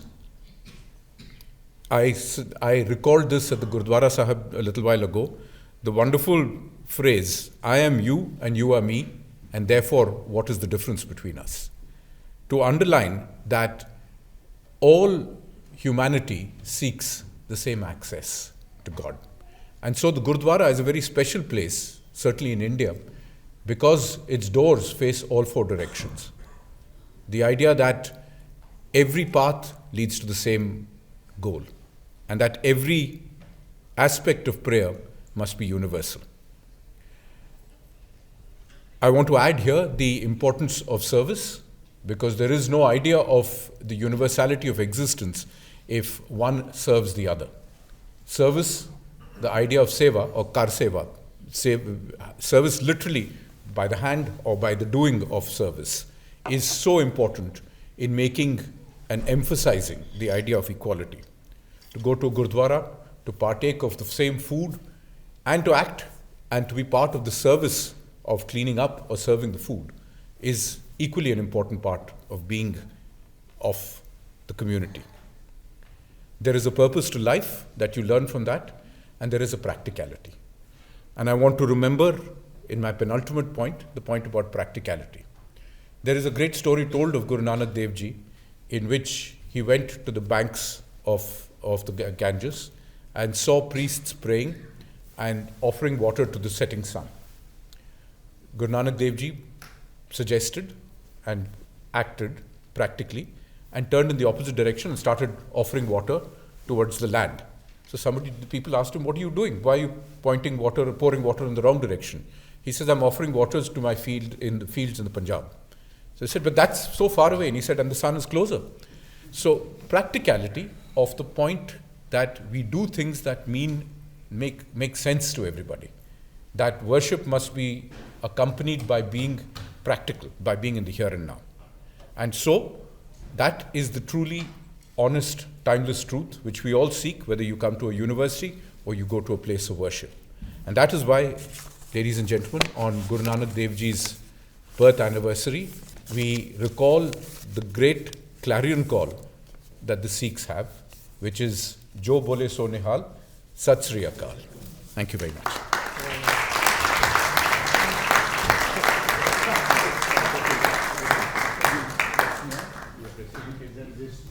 Wonderful words shared with us today, stressing upon the importance of universality of the principles and values that we live in. That is so important. Right Honourable Martin Drakeford, First Minister of Wales, I'd like you to come and share your thoughts with us. Yes, I'm going to give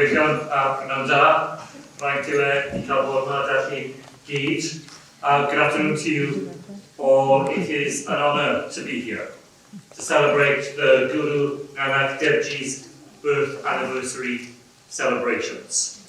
I am very lucky myself. I live in that part of Cardiff where we have the longest standing and most numerous Sikh population in the whole of Wales. I was remembering as I was sitting here when I arrived in Cardiff in 1979, individuals walking on the pavement in one of 8 different languages which he knew that they might speak. And he was a remarkable leader of the Sikh community. Today his grandson is my next door neighbour. And that sense of equality, diversity, tolerance, compassion, and practical generosity. Those are the things that I see lived out every day in the part of Cardiff in which I live, and which just tell us why we are so proud of the contribution of our Sikh communities, not just here in Cardiff, but right across Wales. Now, this afternoon, I wanted particularly to say something about the Sikh Council for Wales and the part that they play in that wider tapestry of faith communities here in Wales. I chair the Faith Communities Forum together with my colleague Jane Hutt, and only 10 days ago we celebrated the 20th anniversary of the coming together of faith communities here in Wales. 20 years of unbroken service of faith communities, recognising that in that great tapestry of Welsh life, how lucky we are to live in a country where so many people from so many different parts of the world have chosen to come and make their futures part of our future. As we celebrate all of that, we do so by coming together to share our views, to respect the views of others, and to know that we always do better when we share together the perspectives we have and the contributions that we can make. And these are, as other speakers have already said this afternoon, difficult and dangerous times in the world. I was thinking as we saw those young people performing for us earlier, just how fortunate we are in Wales to go to bed at night knowing that our children will wake up the next morning in a community where peace and harmony can be taken for granted. At a time when other young people and other families face such horrendous challenges in their lives. And those challenges reach deep into the lives of people here in Wales as well. They're not just something remote that happens to other people. They touch the lives of people here in Wales. And the work of the Sikh Council for Wales in helping us to sustain that sense of dialogue, which we heard about earlier, as central to the teachings of Guru Nanak. That sense of dialogue here in Wales, where we create those rays of hope, where we persuade others that a life of no fear and no hate should be within the grasp of us all. The Welsh Government, through our anti-racist action plan, sets out our determination to eradicate racism here in Wales, to promote race equality, to build community cohesion, and to create that Wales where every single person feels they are included, knows that their contribution is celebrated, and where nobody is held back or left behind. Today's celebration is right in the centre of that great tradition, of that way of doing things here in Wales. Thank you all for coming together. Thank you for the opportunity to have spent some time with you, and congratulations to all of those who have helped to make today's celebration possible. Diolch yn fawr. Thank you very much.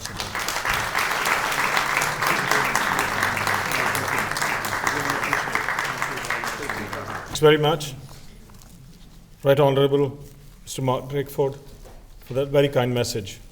I think I'll be in my right now to say. It's now Mr. Raj Agrawal, the Honorary Captain Raj Agrawal, and Honorary Council of India. Thank you.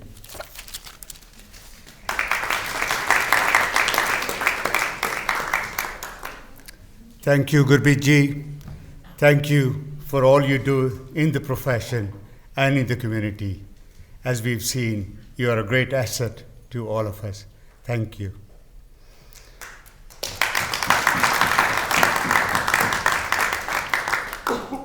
Waheguru ji का खालसा वाहिगुरु जी की फतेह आज बड़ा खुशी का दिन है कि आप सारे इकट्ठे होके गुरु नानक जी की जयंती सैलीब्रेट कर रहे हैं सारे नू बहुत बहुत मुबारक ते सारे दा बहुत बहुत धन्यवाद सारे दी सपोर्ट बड़ी इंपॉर्टेंट है साडे वास्ते first minister high commissioner chancellor Lord lieutenant Lord mayor distinguished guests and friends. It is so nice to be with you all here today to celebrate Guru Nanak Jayanti. This is a special day, and of course, tomorrow, Gurpurab, as our High Commissioner mentioned. Presence of all of you from all faiths, I mean all faiths, and walks of life today is so pleasing. thank you so much for sparing your time to be with us and share the teachings of our Guru Nanak Ji. And this is, as we've heard, the way forward for all of us.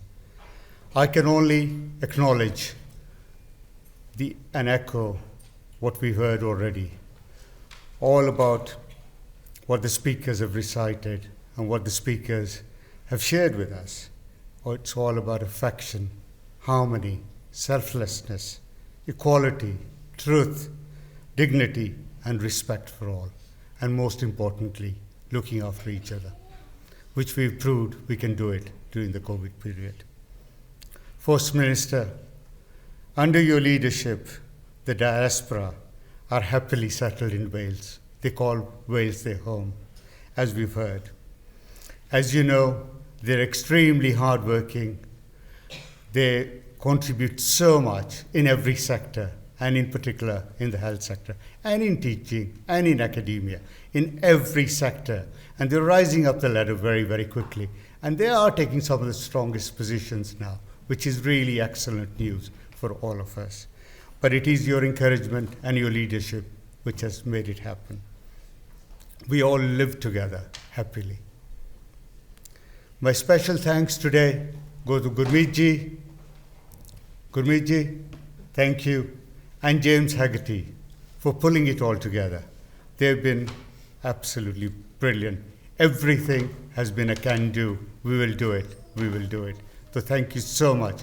And your teams for pulling it all together. Obviously, I must thank all the participants today. They've been absolutely amazing. The children, everybody else has been just absolutely amazing. It's a memorizing day today for us, a memorable day. And I'm sure everybody's enjoyed it thoroughly. So thank you so much for everybody who's participated today and for all of you for coming along and sharing the day today. All I can wish you now is happiness, good health, and prosperity. Please do keep on looking after each other. God bless. Sat Sri Akal. Namaste. Thank you so much. Thank you very much, Raji. Raji is a part of the team, Sikh Council of Wales. But the backside of that is that he doesn't get to get a gift. I got a gift. I got you. Yeah. So thank you very much. Pleasure. Our pleasure to have you. Right. So going by the right order now, hopefully, I have the pleasure to invite Major Peter Harrison, Engagement, Diversity Inclusion, Welsh Brigade Armed Forces Covenant. Acknowledgement will be done as well during his talk, which we are proud of. I invite you, Major, please share some words with us.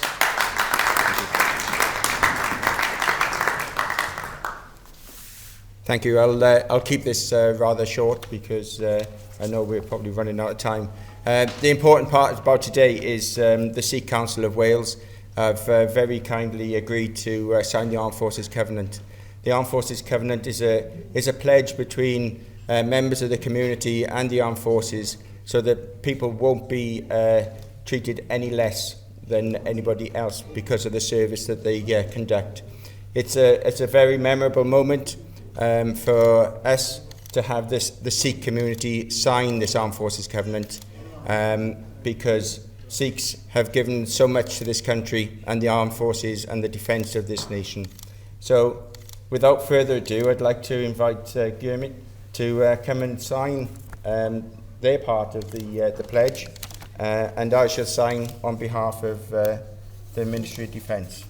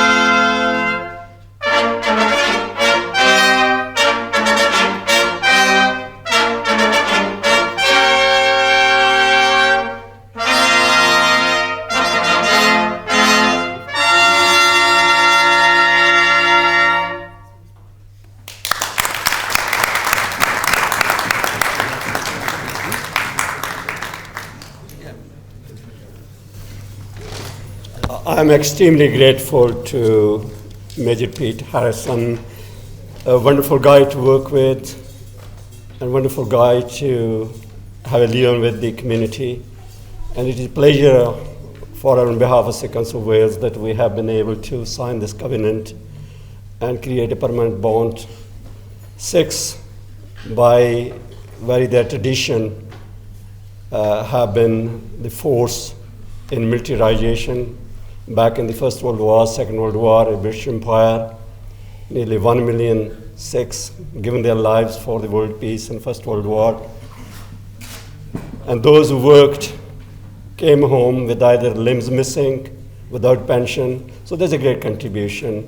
My own family, my elders have been in the army up to the colonel general level. So it is a big contribution which we can make, and certainly I think that is the covenant which is signed will help our community to come and join the forces, and of course the veterans which are coming to provide them jobs and look after their families who are in that sort of position. So it is a great privilege to be a part and parcel of your armed forces, and I certainly honor it. Thank you very much. Thank you.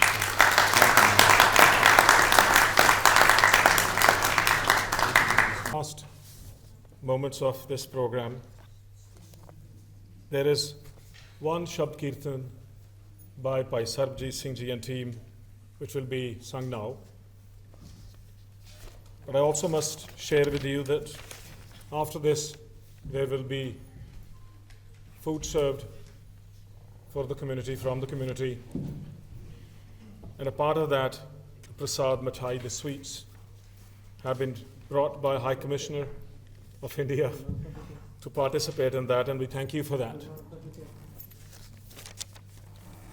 Bhai Sarbjit Singh Ji, over to you. Thank you.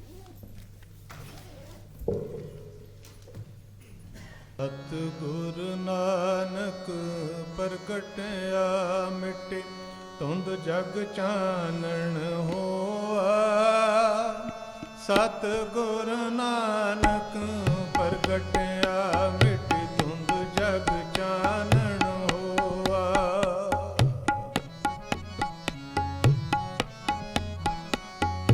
ਸਤਿਗੁਰ ਨਾਨਕ ਪ੍ਰਗਟਿਆ ਮਿਟੇ ਧੁੰਦ ਜਗ ਚਾਨਣ ਹੋਆ ਸਤਿਗੁਰ ਨਾਨਕ ਪ੍ਰਗਟਿਆ ਮਿਟੇ ਧੁੰਦ ਜਗ ਚਾਨਣ ਹੋਆ ਸਤਿਗੁਰ ਸਤਿਗੁਰ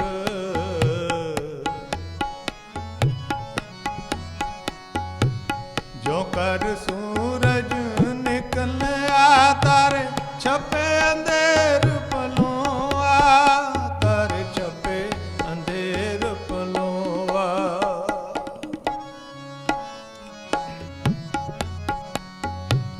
ਜੋ ਕਰ ਸੂਰਜ ਨਿਕਲਿਆ ਤਾਰੇ ਛਪੇ ਅੰਧੇਰ ਪਲੋਆ ਤਾਰੇ ਛਪੇ ਅੰਧੇਰ ਪਲੋਆ ਸਿੰਘ ਬੁਕੇ ਮਿਰਗਾਵਲੀ ਬਣੀ ਜਾਏ ਨਾ ਤੀਰ ਤਰੋਆ ਸਤਿਗੁਰ ਨਾਨਕ ਪ੍ਰਗਟਿਆ ਮਿਟੇ ਧੁੰਦ ਜਗ ਚਾਨਣ ਹੋਆ ਸਤਿਗੁਰ ਸਤਿਗੁਰ ਸਤਿਗੁਰ ਨਾਨਕ ਪ੍ਰਗਟਿਆ ਮਿਟੇ ਧੁੰਦ ਜਗ ਚਾਨਣ ਹੋਆ ਸਤਿਗੁਰ ਨਾਨਕ ਪ੍ਰਗਟਿਆ ਮਿਟੇ ਧੁੰਦ ਜਗ ਚਾਨਣ ਹੋਆ ਸਤਿਗੁਰ ਸਤਿਗੁਰ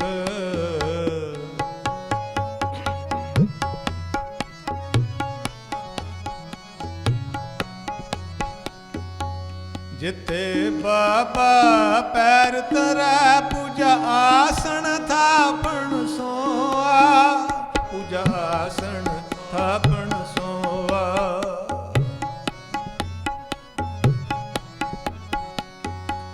ਜਿੱਥੇ ਬਾਬਾ ਪੈਰ ਧਰੈ ਪੂਜਾ ਆਸਣ ਥਾਪਣ ਸੋਆ ਪੂਜਾ ਆਸਣ ਥਾਪਣ ਸੋਆ ਸਿੱਧ ਆਸਣ ਸਭ ਜਗਤ ਦੇ ਨਾਨਕ ਆਦਮ ਤੇ ਜੇ ਕੋਆ ਸਤਿਗੁਰ ਨਾਨਕ ਪ੍ਰਗਟਿਆ ਮਿਟ ਧੁੰਦ ਜਗ ਚਾਨਣ ਹੋਆ ਸਤਿਗੁਰ ਸਤਿਗੁਰ ਸਤਿਗੁਰ ਨਾਨਕ ਪ੍ਰਗਟਿਆ ਮਿਟ ਧੁੰਦ ਜਗ ਚਾਨਣ ਹੋਆ ਸਤਿਗੁਰ ਨਾਨਕ ਪ੍ਰਗਟਿਆ ਮਿਟ ਧੁੰਦ ਜਗ ਚਾਨਣ ਹੋਆ ਸਤਿਗੁਰ ਸਤਿਗੁਰ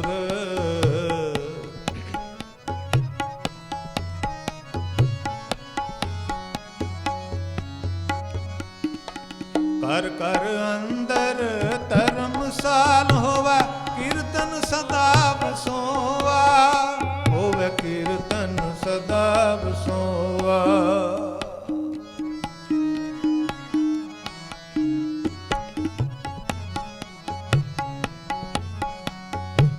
ਕਰ ਕਰ ਅੰਦਰ ਧਰਮਸਾਲ ਹੋਵੇ ਕੀਰਤਨ ਸਦਾ ਵਸੋਵਾ ਹੋਵੇ ਕੀਰਤਨ ਸਦਾ ਵਸੋਵਾ ਬਾਪ ਤਾਰੇ ਚਾਰ ਚੱਕ ਨਖੰਡ ਪ੍ਰਥਮ ਸੱਚਾ ਟੋਆ ਗੁਰਮੁਖ ਕਲ ਵਿੱਚ ਪ੍ਰਗਟ ਹੋਆ ਕਲ ਵਿੱਚ ਪ੍ਰਗਟ ਹੋਆ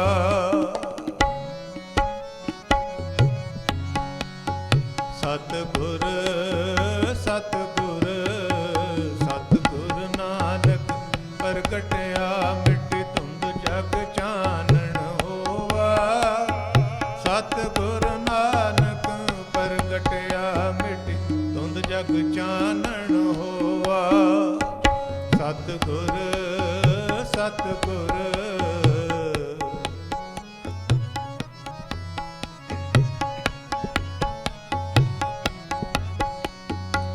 ਕਰ ਕਰ ਅੰਦਰ ਧਰਮਸਾਲ ਹੋਵੇ ਕੀਰਤਨ ਸਦਾ ਵਸੋਆ ਹੋਵੇ ਕੀਰਤਨ ਸਦਾ ਵਸੋਆ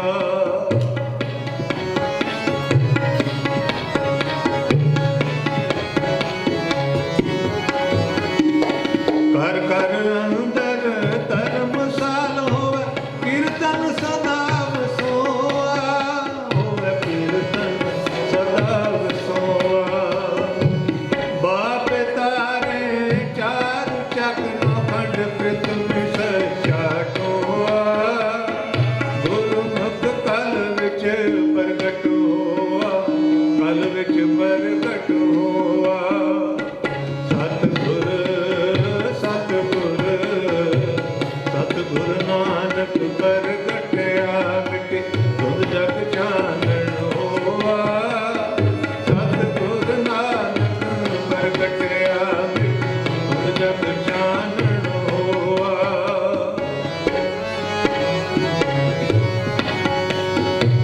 ਜੋ ਕਰ ਸੂਰਜ ਨਿਕਲਿਆ ਦਰ ਛਪੇ ਅੰਧੇਰ ਪਲੋਆ ਦਰ ਛਪੇ ਅੰਧੇਰ ਪਲੋਆ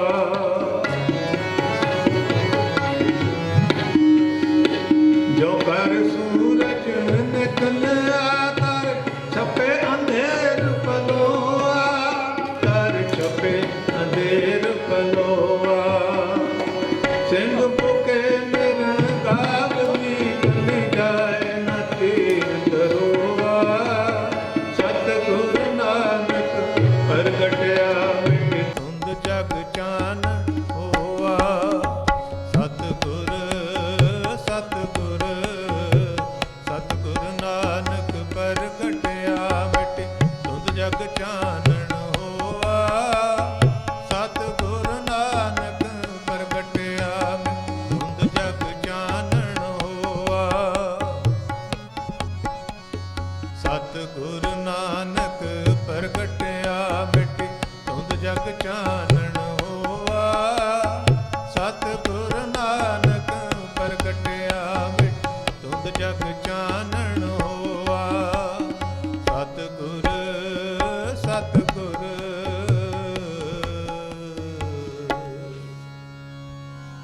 ਬਹੁਤ ਬਹੁਤ ਸ਼ੁਕਰੀਆ ਸਰਬਜੀਤ ਸਿੰਘ ਜੀ ਤੁਹਾਡਾ ਤੇ ਤੁਹਾਡੀ team the thank you very much for sharing Guru Nanak's Bani with us today. I'd like to invite you all to join us for food, but I'll stress on one thing that is so important, that this food is langar, and there is a small difference, in fact a big difference. Langar is the food which is by the community, for the community. And as much as we've been honored today to have these dignitaries with us, we've acknowledged, we are grateful. But when we go into Langar Hall, the concept of egalitarianism in Sikhi, in Guru Nanak's teaching, eliminates. Everybody is the same and equal and sit together and eat the same food. And sometimes they participate in serving the food, quite often actually. And so pleasure to share that with you. And one more concept which I'd like to highlight in teachings of Guru Nanak through one of his shabads, which I'll share 2 couplets from, with 1 minute of meaning. Pand jamiye, pand nimiye, pando, pand mangad vyao. Pando hove dosti, pando challe rao. This is about gender equality. From woman a man is born, within woman man is conceived. To woman he is engaged and married. Woman becomes his friend. Through woman the future generations come. Pand muwa pand paliya, pand hove bandhan. So kyo manda akhiya, jis jame rajan. When his woman dies, he will often seek another woman. Guru Nanak was quite forward thinking. To woman he is bound. That's the message. So why call her bad? From her kings are born. That was the message 500 years ago from Guru Nanak to his disciples, to the world, which he took along with him and traveled the world with conviction, sharing that message amongst others. We are so pleased to have you all here. Please join us for Langar. Thank you. Extremely grateful, and just to say again, very many thanks from SIKH Council of Wales, University, Cardiff University, and indeed Raja Agrawalji, with whose cooperation we managed to put this up. Langar is slightly different, which is cooked in the Gurdwaras with the holy scriptures being read, but this is called authentic meal. So rather than langar, it's authentic meal, but set on the principles of Guru Nanak. Please share and do join us with the university cafeteria where the authentic meal is ready for you. So thank you very much, everyone, and thank you again.